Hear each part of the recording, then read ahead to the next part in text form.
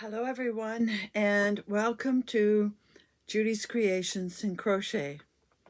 And I promise I'm going to get the date right this week. Today is June the 20th, 2024. And I made sure to look it up before I sat down today. I'm not wearing any crochet today. I thought of putting this on, which I showed you maybe 2 weeks ago. This was an item I made last fall as a tester item, and I showed it to you. I hadn't heard yet if I could show it. It's called Ocean Crest Shawl, and I just got word this week that the pattern has been released. It is on Ravelry, and I think I'm gonna, by the time you see this video, this will have been posted on Instagram. I really do like the color combination, and it's now out there, and you can purchase this pattern in Ravelry. So I was glad to hear from her that it was released. But I have not finished a thing this week, and I have lots of excuses, but we'll get to that in a minute. First of all, to all of my returning viewers and any new viewers out there, welcome. I really appreciate every one of you. I am happy that you are here, that you have maybe found me for the first time. And I would really, really appreciate it if you would do all those great things that YouTube asks for, the thumbs up and the comments and viewing it to the end and sharing it with others.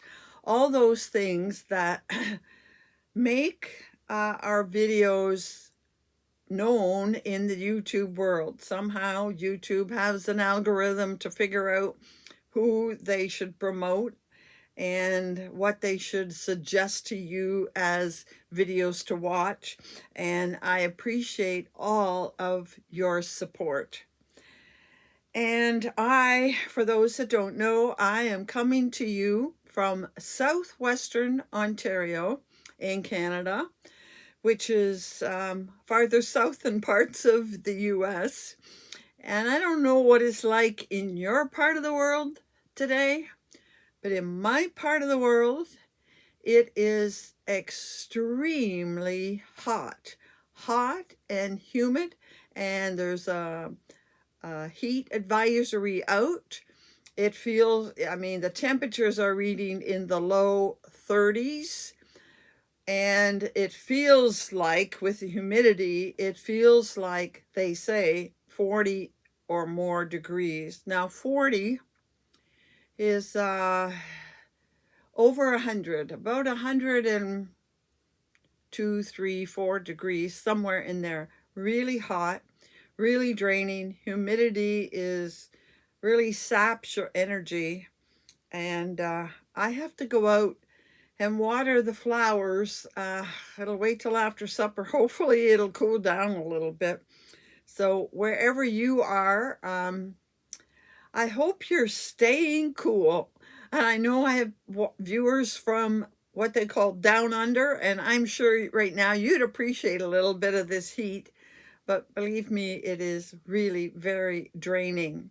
So I'm not sure how much I have to bring to you today. So I'm just going to put this aside and talk a little bit about why I have nothing to show you. Well, first of all, as you know, I have a friend that is very, very ill in the hospital, and I'm up there every other day to see her and take care of business and things that have to be done. She cannot communicate at this point, so it takes a lot of time and energy to be helping out with her. I did start something. I said I was going to start working on a sweater, and it is called the Tuttle sweater. I think I showed you a picture last week, and I showed you the yarn I was going to use, and I have gotten this far. I'm working on the yoke still, and I think tonight I'm going to sit quietly and work on the next few rows. I have to do probably another couple of inches, and then I will get to where the yoke breaks for the sleeves. So I have been working on it, but I have found the last couple of weeks it has been a little bit harder to focus, and I really want this sweater to turn out. By the way, I swatched. Are you listening, Jackie? I swatched. And I'm not into swatching. And I did a swatch, and I can't tell you if I did the right thing or not. It said to swatch and block it. Well, I could block it to just about anything I wanted to make it be, if I'm honest with you. But I'm thinking, I don't know, I wanted it, I don't like open stitches. I want to be able to wear this without a tank or anything under it.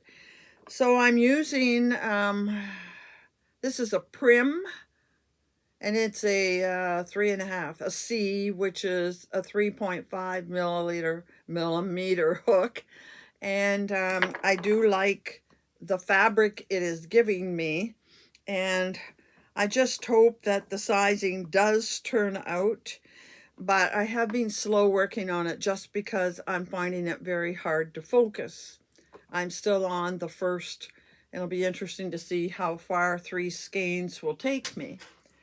The other reason I haven't had a lot of time on it, besides all the things that I'm doing, is I'm also working on stitches for the summer cowl. You all seemed very interested in the summer cowl, and I am finding that it isn't going to be quite as easy as I thought it would be, because I have to be careful. I mean, I could just pick any 6 stitches that I really like. I mean, there are lots out there I could pick and that I like, but can you put them together is another story. If you are making something with one after the other, you want it to work into about the same width. So the base, the stitch count, is important. And I don't think I'm ever going to get 6 that match up perfectly. I'm hoping that a lot of you decide you just want to make squares of a certain size, and then you can put them together. It won't really matter the base, the stitch count for the base. But if you're making something where one is built on the other, then it is more important. So I'm taking a lot of time trying to find the right stitches with similar stitch count. Now, quite a few I've seen are a multiple of 3 plus 2. Or if it's an even number, those two will work together. But there are others that aren't exactly the same. And then I kind of got lost in one I wanted and miscalculated. So anyway, I did try several, and I went and got something neutral, and I have a sample of 3 different, I'm trying to get different looks. And these are done with a worsted weight. And then I decided you really couldn't see. I guess you could. But anyway, I had done 3 and I'd started the 4th, and I thought, well, maybe I need to take something a little bit lighter to stitch it on. I actually dreamt about this one night. Can you believe it? I dreamt about it, and in my dream, I worked out the item that I want to make and how I want to make it and the yarn I want to make it with. So I started one of the patterns. I'm not going to tell you what I'm going to make right now. We'll wait until we're working on it. I started a different stitch than those 3. I started a sample, and this is the color I am going to use. It is a twisted tweed sport weight, and it's an expression fiber arts. You know how I like them. And I have 4 cakes of it, so I can make something substantial. I'm pretty sure I will have enough. And I am using a 4.0 millimeter hook, and this is a dots hook. And so I started the first one. I really would like to have a decent sized sample of all the stitches worked up, possibly at least half of them by the time we start next week. Next week is when we start, so that I know they are kind of going to work together. So anyhow, if you're making squares that just have to be, say, 5 inches by 5 inches, or even if they're not perfect squares, say they're 6 by 8 inches, whatever, it won't really matter if they don't all have the same multiple. You can just use the proper stitch count for the base and make it the width, measure it the width that you need it to be for the item you are making. Now, for those that may have missed it, or those that are wondering about what to make or looking for ideas, remember, I guess it's 2 weeks ago now. 2 weeks ago, I made a video, and I'm going to try to remember to link it down below. And in that video, when I asked if you were interested in this, I showed lots and lots of ideas. So that's a video to go back to and have a look at, just to give you ideas. And there are more things than I showed in that video that you could possibly make. So I will do my best to remember to put a link to that video, which was 2 weeks ago. So I've spent a lot of time working on this as well. So time working on this, which I'm really going to put a lot of time into before next week, because I really want to know what direction I'm going. And it does start next week, and I will put the tutorial portion at the end of every video.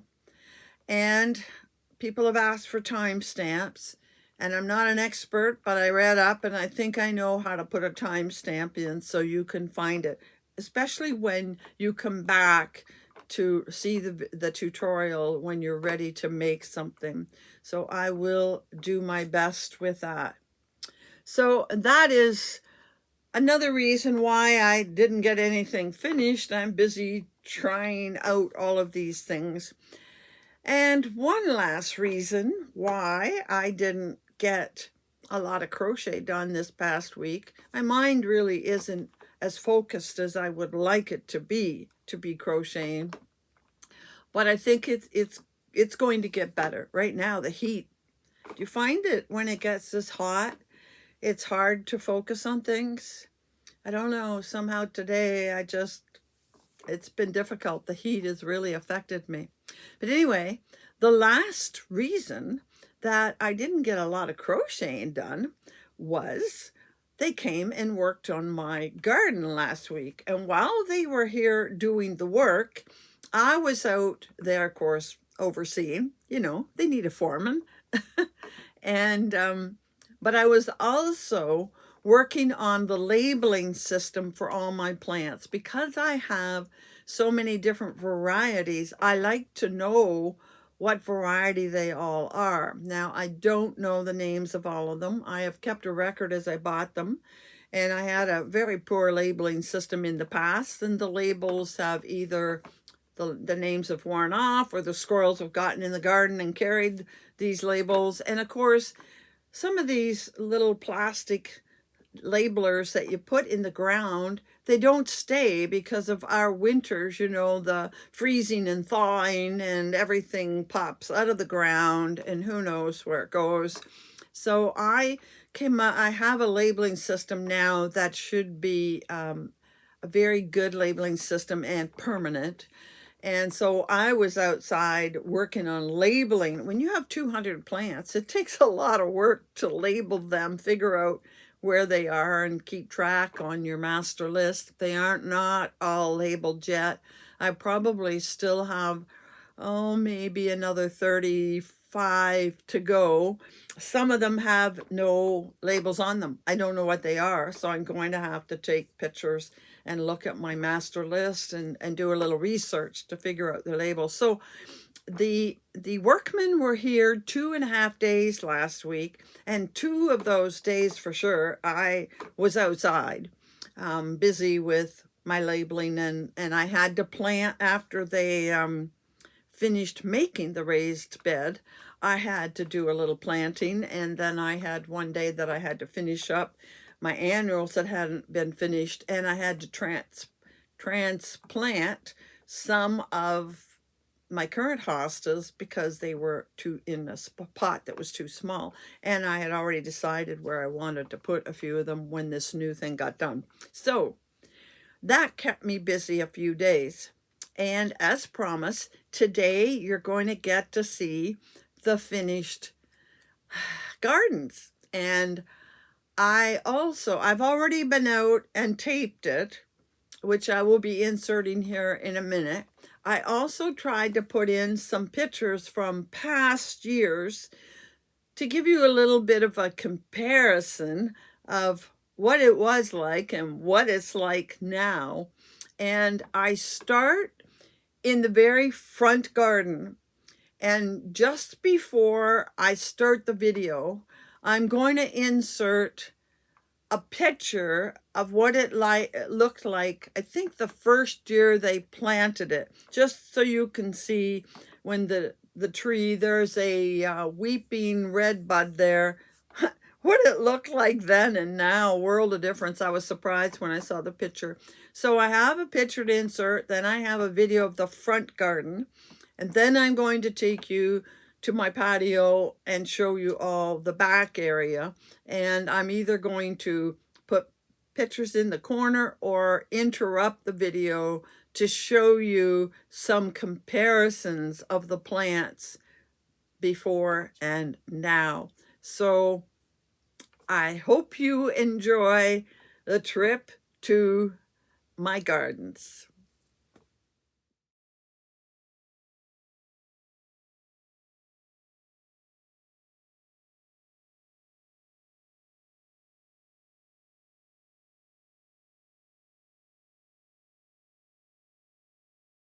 So this is the very front garden, front of my house.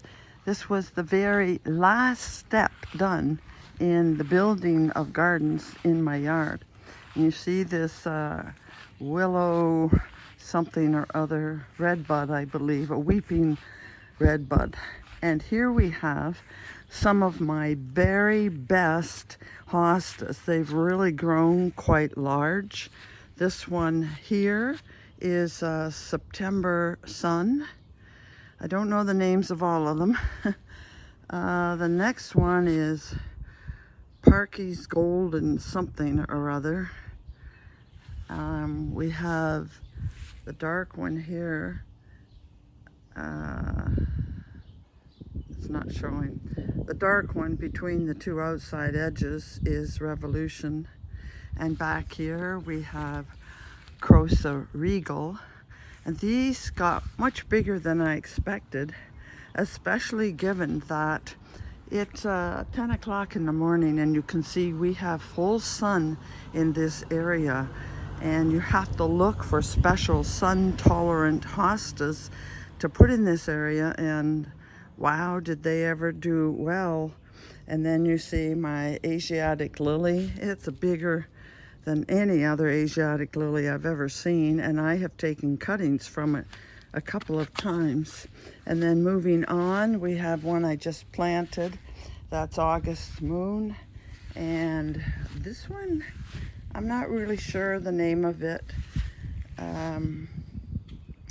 Paradise Restored, maybe. And unfortunately, it's losing its streaky look and going to a dark green. And then finally we have here, this is the one that comes up first every year, and it gets quite large before some of them even peek out, and it's called Abadabadoo. So that's my front gardens with their beautiful, beautiful hostas.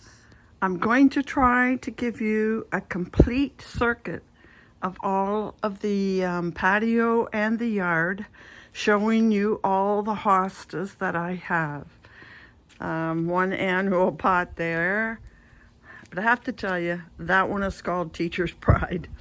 And on we go to more hostas lining the patio.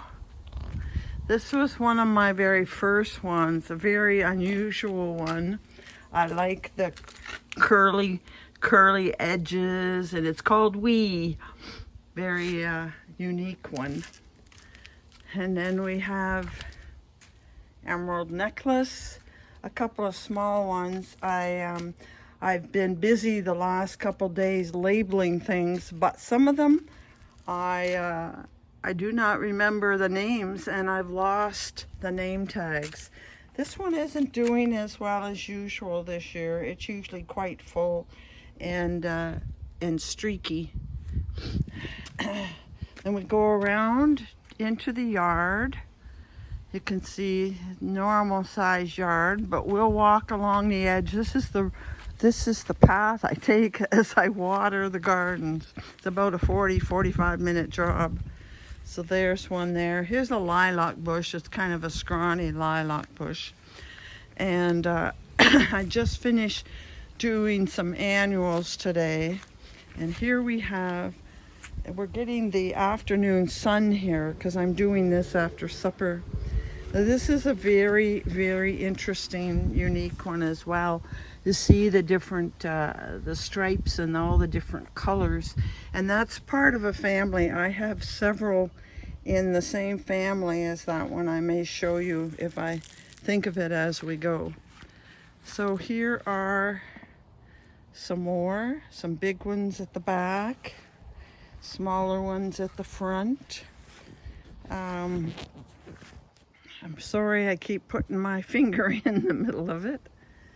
This is a collection that's called Christmas Candy, and The Night Before Christmas, and Christmas Tree.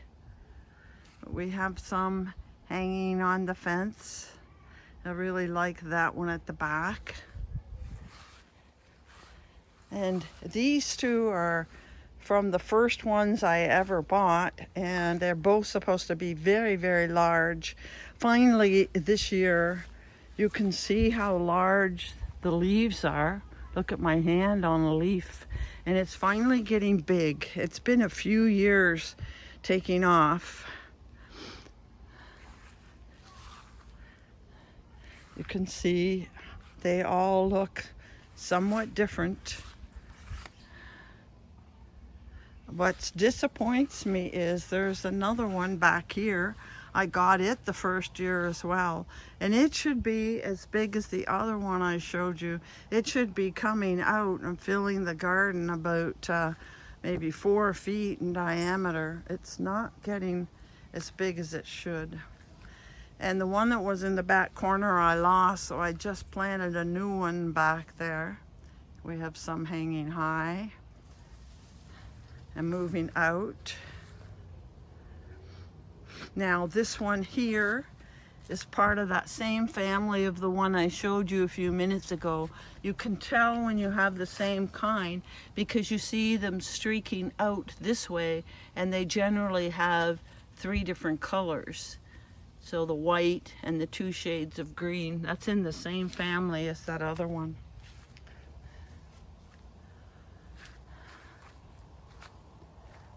Careful I don't trip here. And there's a few out here in front.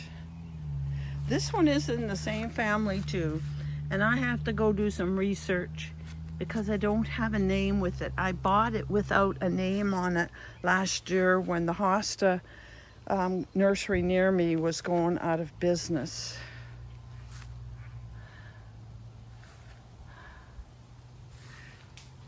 So I also have a themed garden. The reason I have so many is, as you see, there are what they call minis.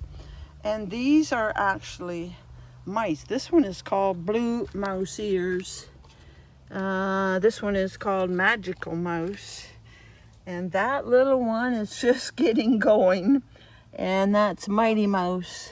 Pretty small for Mighty Mouse. And over here we have some more mice. I really, really like these little ones. I think this one is called Funny Mouse.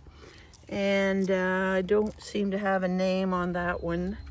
But this one I know, this is one of my more expensive ones, and it's called Calico Mouse Ears. Now, I actually set up 2 themed areas in the gardens. This is one themed area. I had a couple others, but I lost it. So here's the theme. You'll figure it out. This is called Dancing Mouse. This is called Dancing Queen. This big one, this is a really nice one. And again, see my hand compared to the leaves? This is called One Last Dance. This is called First Dance, Sky Dancer, and Celtic Dancer. So they are all together in one area of the garden. Let me come over and you see a few more mice. I don't know if I have them all labeled. And a few more mice in this little one. I'm going to have to do some research to make sure I have the right names on them. Somehow I must have hit a button and things turned off. I hope you saw the mice there. Then back here I have, they're spread out, but they are actually stacking trays, you might say. They stack, and they can come out from the various sides, but I spread them out instead and put the little ones in them. But when I put them away for the winter, they're great to stack and save me space. So another couple of small ones here. These are all smaller, and as you can see, these white things I've stuck in them indicate to me that I don't know the names, so I'm going to have to do some research and find the names. Now, in this section, you'll see a lot in pots, but there are a few in the ground. I have found that this really, really large, see how large this tree is? This tree has a lot of roots, and there's a row of cedar over there.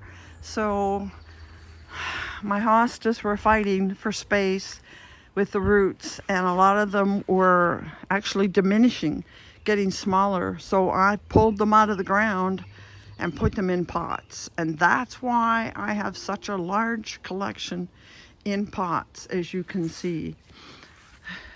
But we'll get in closer so you can see more of them.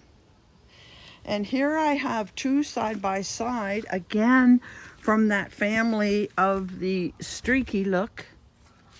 This one is light dark in the center and light outside of it. This one is actually called Hanky Panky, and this one is called Matahari. And again, I have those stacking units back there. And you see all of the different colors. For my friends in the US, this one is called American Hero. This is Rainbow's End. And as we go around towards the back, and I'll show you the area in a minute, we have another tub with some mice.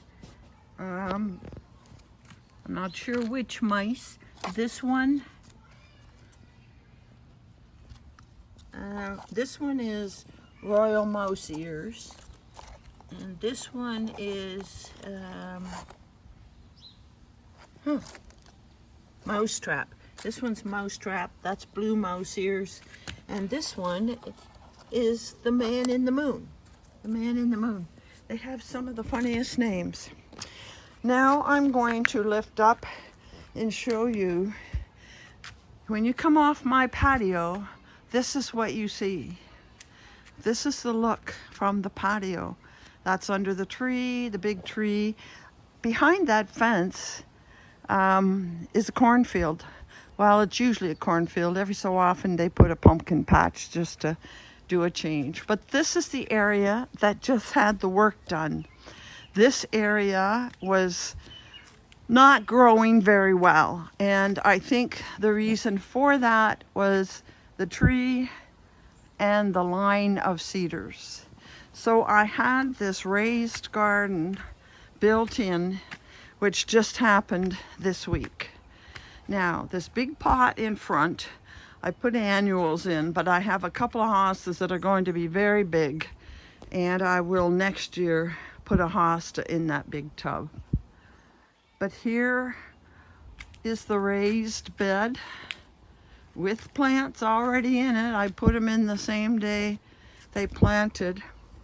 And this again is a themed garden.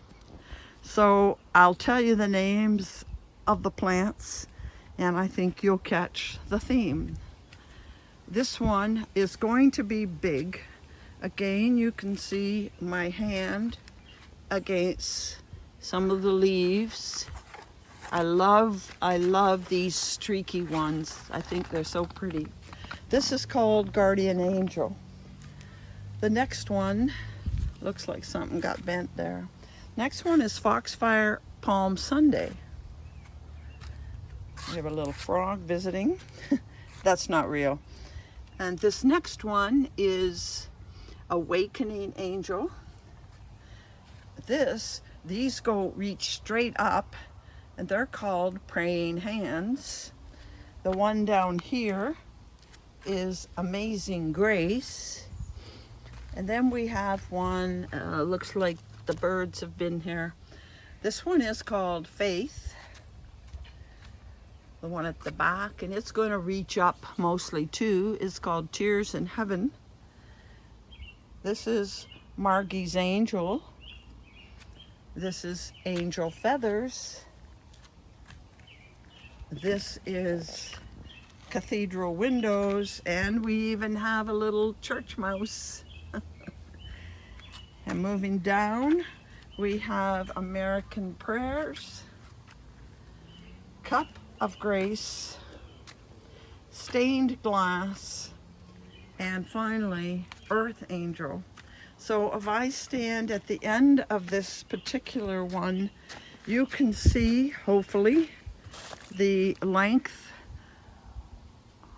of this part of the raised garden. You can see the length, and then it goes across and out. And the reason we had to do that little jut is because that disgusting looking telephone box in the back corner, we had to go out around it. So, and then the rest is flagstone in the center. I may put a little wee cafe table there someday, but the flagstone has to sink into the dirt first. So that is my new raised garden that took them 2.5 days this week to make. And then from the raised garden, you can see the other side and turn around and you see my patio where all of the plants are. So I'm going to stand over here to the side and show you. Last fall, I had this shed made. I had a shed there before, but it's very, very old, probably 45 years old. And it had a center peak like most sheds, and I was having a terrible time storing things in it because these smaller pots, not big ones like that one, that can stay outside, but a lot of these smaller ones and that stackable unit, they all have to go inside for the winter. And I'm sure there are well over 100 plants. Maybe not quite 100 pots, because there are, the ones with 3 in a pot. But these have to go inside. So I was having a horrible time getting them stacked in the shed. By the way, here are some more. I I didn't really show you these up close. That's going to be very big back there. And this one is called Singing in the Rain. But here I'll stand back and you can see that I had a very unique shed built. And I had this built for a reason. It's tall on the one side. I think the short side is between 6 and 7 feet. So it's got to be 8 or 9 feet at least on the high side, and not real light, but it allowed to have all of these shelves built in here. And hopefully it doesn't get too dark. You can see these shelves are almost 10 feet long, and almost the whole thing, a little bit up here was empty, but all of the other shelves right down to the floor were full last fall. I did show a picture, and I'll maybe insert a picture in the corner while I'm talking, of the shelves filled. So now we'll look at the rest of my hostas. There's a couple there on either side of the door. And I want to tell you about this one. This one is called White Feathers. See how this one is sort of white? I'm going to insert a picture to the side. I've shown it before. When they emerge in the spring, they are totally white. They're a little ahead this year, but they start to turn streaky. For the next month, they'll be all streaky. And eventually, later in the summer, they will be 100% green, like that one. And that's called White Feathers, and it's just gorgeous. I hope I can find a picture to show you them inserted. So here are some more. Little wee one. This is a few more. Oh, you can see my shadow. The sun is at the back of the yard. I'm walking under the umbrella of the table. And I have a few more here. And I have some in the corner here. Again, this is part of that family that I've been talking about. See, this is a more yellowed one, yellowy green and green, with the 3 color streaked in it. And this one is called Yellow Polka Dot Bikini. And then I have on the other side of the fence, beside my carport, I still have more. There's a stand with several. See, you see over the fence to my shed. And I have another stand over here with several more. And you can see a fair number with the white stakes I'm going to have to name. And I showed a video at the beginning that was the front yard. So that pretty much covers all of my gardens. And when I sit on the patio, this is basically what I sit and see. The gardens, to the fence, the trees behind, and it's very, very peaceful. It's a really wonderful place to sit. And now that I have these beautiful plants all around the patio and this lovely backyard, I enjoy it so much. So that's your tour of my gardens. So, back again. I really hope you enjoyed that tour of the gardens. It wasn't a long one. I hope I showed you all of the angles and that you got a feel for what my yard actually looks like. It really is pleasant now that there is so much green out there to sit on the patio and be able to see all the green pots.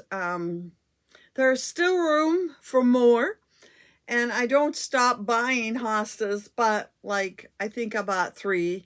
this spring when I was in the nursery, but the local nurseries, which, you know, they carry a few hostas, but never a lot. And mostly they carry ones that I already have. But I have given some thought to contacting a nursery that's a Hosta nursery that's north of here. Oh, probably 150 miles or more. And some of them do mail order. And there are a few that I have lost. And I think I might order a few more. But I got to finish the labeling first, which is going to take me another week or more, because I'm not going out there into the garden right now with this heat. And the heat is supposed to last another week.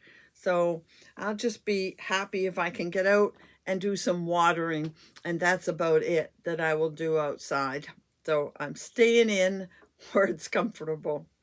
So I really hope you did enjoy those the pictures of my hostas. Somebody said to me they didn't realize there were that many different hostas, and you know what? I only have 200. Well, close to 200.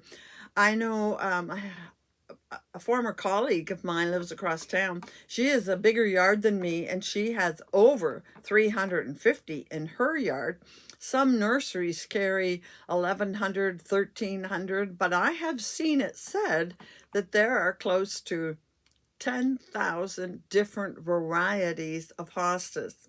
Now, I'll freely admit there are many that look very similar to each other. But anyway, that was our annual trip to my gardens. Okay, I have only one other thing I want to cover, and that is that I got what I'm going to call some happy mail this week. Now, as I have mentioned to you, I am going to be doing Christmas in July. I have one, I guess you'd call it Advent calendar package. It has only 12 days of Christmas. Actually, it has 12 minis in the box. The box is sitting here just waiting to be opened, and it has them nicely packaged, and I can hardly wait to get into them. And right off the top of my head, I can't even remember what company I got them from, so I hope it says inside the name of the company. I don't know. I may have to do some research to find out who I bought them from. But anyway, we'll be doing Christmas in July, and what we'll do is every Thursday in July, when I do a regular video, we'll end up opening 3 mini skeins. As you know, also next week, we're going to start with the tutorials, and that's going to take us all through July as well, doing tutorials on the Thursdays. So that'll keep us a little bit busy for that month. But I was having a conversation with Diane from My Pink Bathtub, who is in Manitoba. That's the next province over from Ontario. And in our talking, we decided we would do a little Christmas exchange. Now, she's doing a bigger exchange with Kathy, but we just decided we'd do a small one item exchange, which will be for what we'll call Christmas Day, the 25th of July. And if I recall correctly, the 25th of July is actually a Thursday, so we'll call that Christmas Day. And she sent me something to open for that day. And yes, Diane, here's the proof. She sent me this package all wrapped in Christmas paper that I'm not to open until our Christmas in July. But in the package, she sent me a little more. Well, first of all, she sent me a little Christmas card. I didn't think to put a Christmas card in hers. But thank you very much, Diane. I will put it with that little package, and we'll look at it again when we celebrate Christmas in July. But she also, I knew she was going to send me some yarn because she asked if I would crochet her a poncho. And I am going to crochet her a poncho. And this is the yarn she sent. And I've never actually had this yarn, Color Fusion by Lion Brand DK. And you know, it feels really nice. And look at that. I think it's going to make a really nice poncho. So that's something I'm going to be working on this summer. I'm hoping once summer gets here, life will sort of settle down into a bit of a pattern, a slower paced pattern. I won't have my class every week. I have some weeks off in the summer, so a little more time to just relax and crochet. So I'm looking forward to getting started at that because I really like the feel of that yarn and it's a nice color. But also, she included a little gift for me. First of all, she sent me a package of Red Heart Unforgettable. And I like Unforgettable. Apparently she's not crazy about roving. So this is what she sent. Isn't that beautiful? Lovely colors. I mean, some of it aren't my favorite. I'm not into that color. But in the scheme of it, with this, it's really gorgeous. And this is 100% acrylic. So I can make that'll make an absolutely lovely shawl. And 3 balls of it, great amount. It'll definitely make a shawl that I'll be able to donate. So I'm looking forward to working with that. I like working with roving, and it is kind of a silky feel. So thank you for that. Thank you very much for that, Diane. It will get put to good use. But that wasn't all. She also included one more item. And her note said, purple and sparkly and kitty. It had my name written all over it. And look at that. Isn't that adorable? Now, my understanding is that this is Diane's own pattern. And she has the pattern in Ravelry.